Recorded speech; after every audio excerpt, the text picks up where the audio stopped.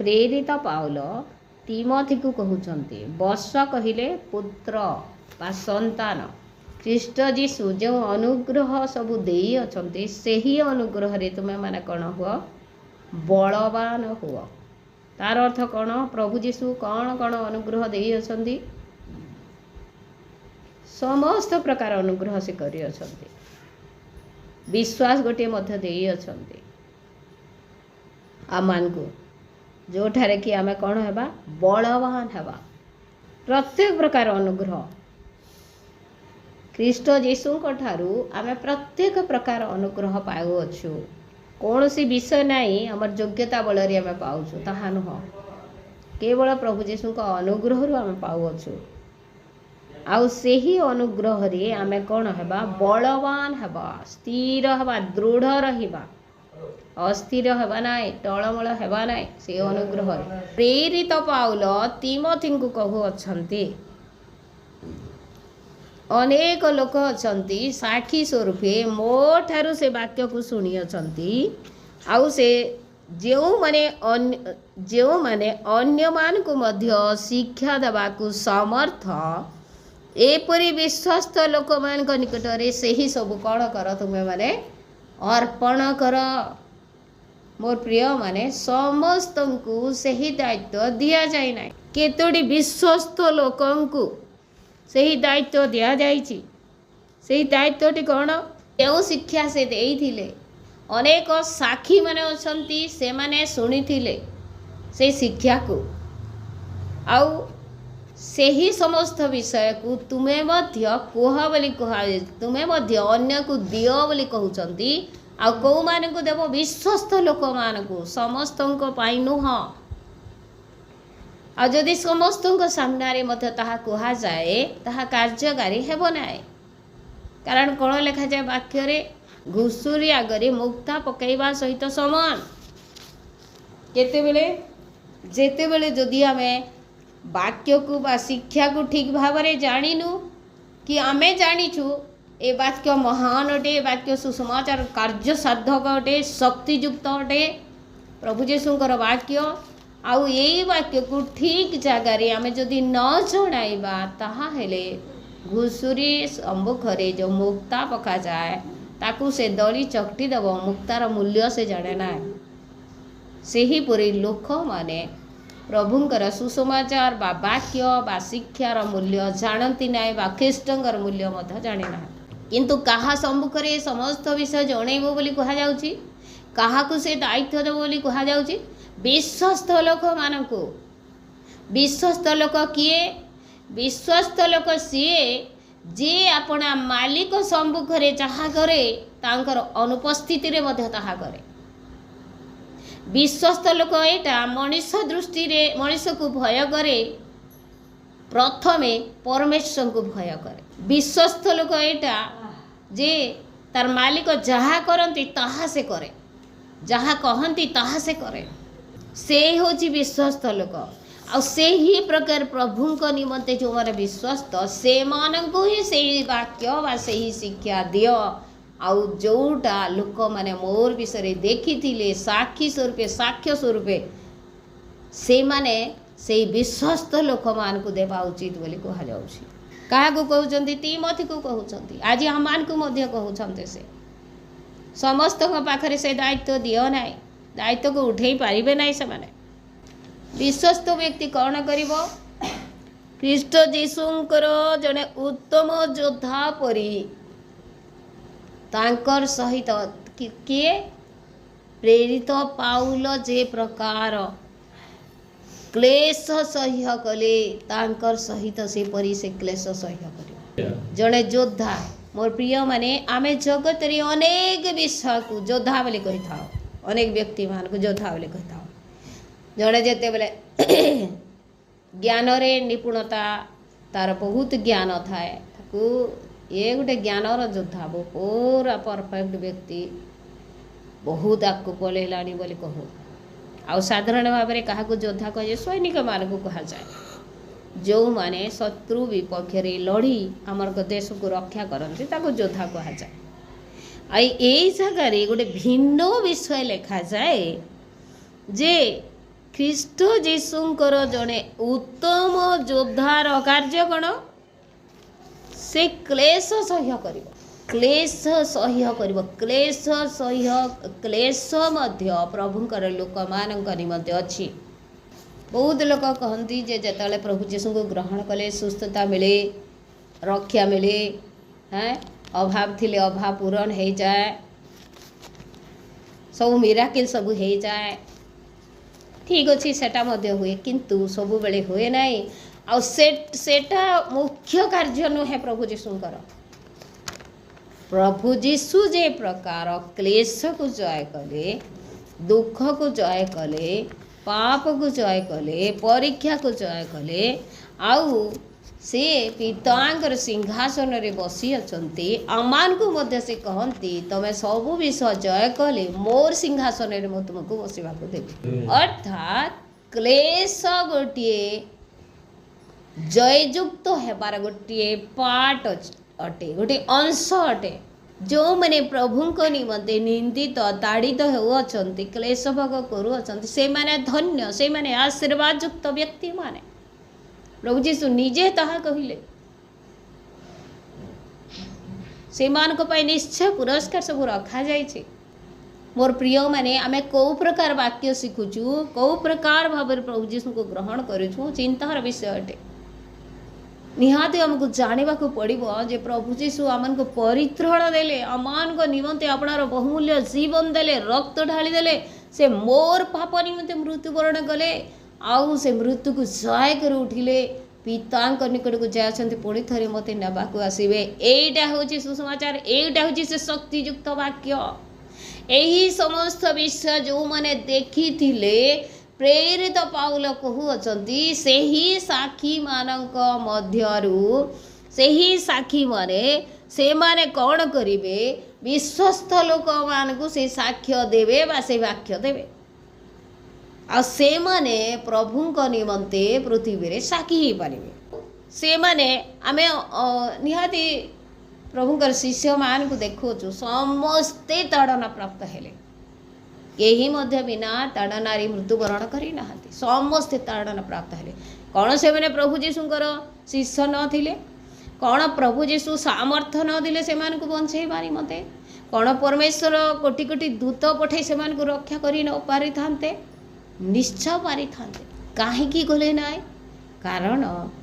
ସେମାନେ ତାଡ଼ନା ବା କ୍ଲେଶର ମଧ୍ୟ ଦେଇ ପରମେଶ୍ୱରଙ୍କ ରାଜ୍ୟରେ ପ୍ରବେଶ କରିବାର ଥିଲା। ପ୍ରେଜ୍ ଦ ଲର୍ଡ,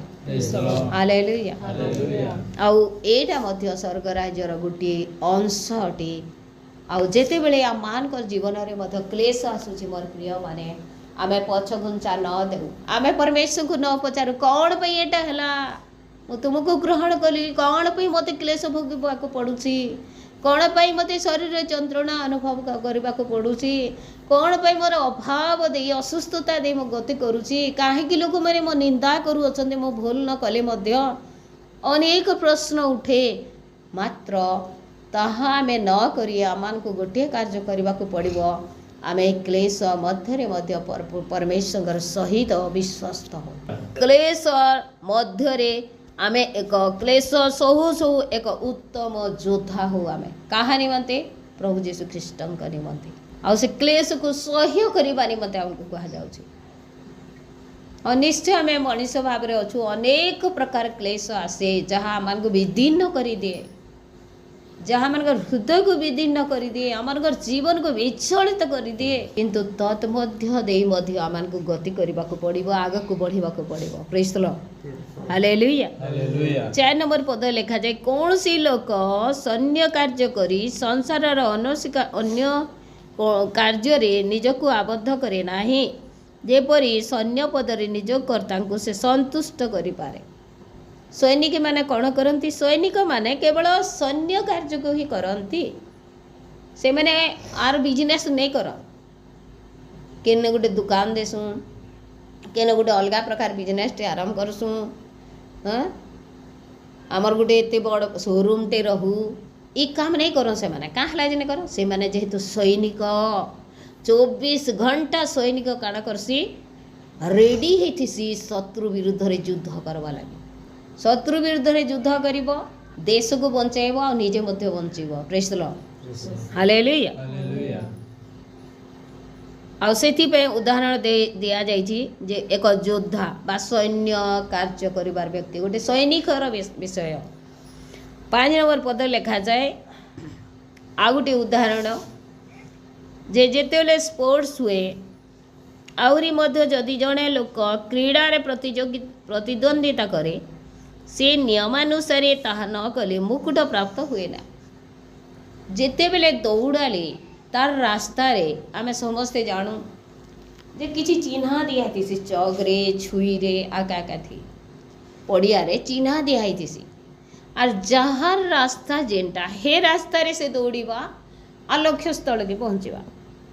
आ जदि जड़े दौड़ाई तार रास्ता के छाड़ी दबा अलग लोक रास्ता के जे करी लक्ष्य स्थल रे पहुँचला से काଣା हो जावा से बहिष्कृत हेबा से खेल डिस्क्वालिफाई हेबा आउ ताके से पहला पहुँचले भी ताके प्राइज नहीं मिले का हैला जे नियम थिला से नियम के से उल्लंघन कला से नियम के से नहीं मानि पाला प्रेज द लॉर्ड हालेलुया ठीक से ही परी आमे जदि क्लेशर मध्य दे दुखर मध्य दे प्रभुंक ठारे स्थिर रहिबा विश्वस्त देखा जिबा प्रभुंकर सेवा कार्य को ठीक जगार ठीक समय करवा आउ से प्रभु जे जीवित अटंती आम समस्त को कहवा ताहेले कौन हेब ठीक समय आम को पुरस्कार मिले प्रभु देइथिबार दायित्व को आम विश्वस्त भाव में जो तोड़ाऊँ निहाती आम को पुरस्कार मिले और जदि अविश्वस्त अच्छु ताहेले आमने पुरस्कृत हेबा नहीं बरं बहिष्कार करा जिबा 6 नंबर पद लिखा जाए आहुरी कृषक परिश्रम करे जो कृषक परिश्रम करे से प्रथमे फलर अंश पाइबा उचित जड़े कृषक जेते परिश्रम करे कौ उद्देश्य करे फल पाइबा निमंते करे आम गोटे गछ लगाऊे कौन कौ उद्देश्य नहीं लगाऊ किसी फल फलू से आम गछ लगाऊ ठीक से ही परी कृषक कौन करे परिश्रम करी से सबू कार्य करे आउ तहिरु फल आशा करे फल आउ से फल से प्रथम फल पाइबा उचित एटा हुए तो यार आत्मिक अर्थ गुड़ाई रही मंडली को मध्य बुझाए बालकों को बुझाए मंडली रे आत्मिक भाव में जो मान को वाक्य बांटू अछंती प्रभुंकर शिक्षा सचेतन आउ चेतना देउछंती परामर्श देउछंती प्रभुंक निमंते प्रस्तुत करा जाउची आउ से मानकर सेही अंश बा प्रथम फलर अंश पाइबार योग्य प्रेज द लॉर्ड 7 नंबर पद लिखा जाए मु जहा कहूअछि ताहा विवेचना कर प्रभु समस्त विषय तुमको बुद्धि देवे मो द्वारा प्रचारित सुसमाचार अनुसार मृतमानक मध्य उत्थित ओ दाऊदंकर वंशजात जीशुख्रीष्ट को स्मरण कर किए कहते प्रेरित पाउल कहते तिमोथी को पुणी आज आम को से कहते ये प्रेरित पाउल द्वारा प्रचारित सुसमाचार अनुसार किए मृत्यु जय करी उठी अछंती प्रभु जीशुख्रीष्ट तांकु तुम्हें स्मरण कर बोली से कहउछंती तांकु मने पकाओ बोली से कहउछंती से ही सुसमाचार सुख आमे कौन पे मने पकाइबा से मध्य सुख रे मृत्युवरण कले ना से मध्य क्लेश भोगिले से मध्य अनेक समस्या मध्य दे निंदा तड़ना मध्य दे से मृत्युवरण कले आउ से मृत्यु को जय कर उठिले तेणु सर्वदा आम तांकु स्मरण करिवार आवश्यक रही से ही सुसमाचार सकाशे मो अपराधी परि बंधन पर्यंत क्लेश भोग करुअछि किंतु ईश्वर वाक्य आबद्ध नुहे ईश्वर वाक्य गुटे जगार गोटे काचिकुड़ी भितर भरा जीवार विषय नहीं से इटा बोला होची आबद्ध नहीं से इटा काना करा जीवार होची प्रेरित पाउल कहूचन से सुसमाचार सकाशे मु अपराधी परी बंधन पर्यंत क्लेश भोग करुअछि किंतु ईश्वर का वाक्य आबद्ध नुहे। से जेते क्लेश भोग करुथिले भी जेते से बंधन रे अच्छे परी अनुभव करुथिले भी ईश्वरकर वाक्य गुटे जगार जनकर हाथ मुठारे कि जनकर घर भितर खाली रही जिबार विषय नहीं सेटा चतुर्दिगरे प्रकाशित होबार विषय अटे। अते मनोनीत लोक माने मध्य जेपरी अनंत गौरव सहित ख्रीष्ट जीशुंक दत्त परित्राण प्राप्त हुअन्ति एथिपाई मु सेमानक निमंते समस्त विषय धैर्य धरी सह्य करुछि। कौन पाई से धैर्य धरुअछंती? मनोनीत लोक माने जे प्रकार अनंत गौरव सहित ख्रीष्टंक दत्त परित्राण को प्राप्त होते तार अर्थ कौन? जदि प्रेरित पाउल क्लेश समय भांगी पड़े, जदि प्रेरित पाउल क्लेश समय परमेश्वर ठारू ओहरी जिवे ताहा हेले तांकर पछरे थिबा विश्वासी माने से माने कौन हो जिवे से माने मध्य जो मनोनीत लोक माने अछंती से माने मध्य से परित्राण को हराई बसिबे। प्रेरित पाउल समस्त विषय धैर्य धरी से सह्य करी आग को बढ़ुअछंती। Praise the Lord. प्रथम विषय होउची प्रभु जीशु ख्रीष्ट। प्रभु जीशु ख्रीष्टंक निमंते से धैर्य धरुअछंती। आ द्वितीय विषय तांकु जो माने अनुकरण करुअछंती बा जो मनोनीत लोक माने अछंती से माने जे प्रकार परित्राण को न हरेबे एथिपाई से धैर्य धरी सह्य करुअछंती। 11 नंबर पदे लिखा जाए एही वाक्य विश्वास्य जदि आमे माने ताहांक सहित मृत्यु भोग करियछु तेबे ताहांक सहित मध्य सजीव है। और प्रिय माने तांकर सहित मृत्यु भोग करियछु जदि ताहा हेले तांकर सहित उठिबा आमे मने रखिबा। समस्ते कहू आमे प्रभु को विश्वास कलु ग्रहण कलु आउ जेतले प्रभु जीशु आसीबे आमे उठिबु।